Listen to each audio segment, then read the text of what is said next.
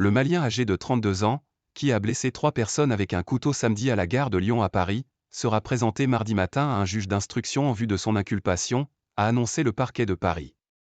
Mis en cause dans cette enquête ouverte pour tentative d'assassinat, l'homme était en garde à vue depuis samedi, après une interruption de près de 24 heures entre samedi et dimanche en raison d'un passage à l'infirmerie psychiatrique de la préfecture de police de Paris.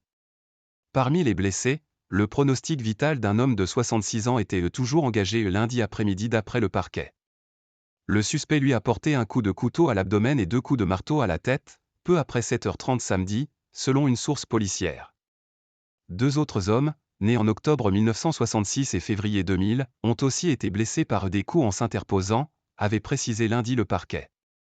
Le ministère public a aussi évoqué 2 autres victimes, une femme née en février 1999, qui était derrière le mis en cause lorsqu'il a mis feu à son sac, et après qui il a couru, ainsi qu'un homme né en juin 1979, agent de sécurité, qui est également intervenu.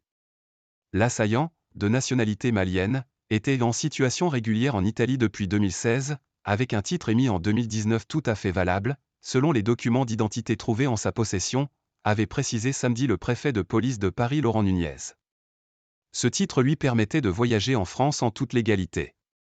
Selon les carabiniers italiens, le suspect a vécu jusqu'à 2021 dans un centre d'accueil géré par l'association catholique Agathon dans le village de Montalto d'Ora, au nord de Turin.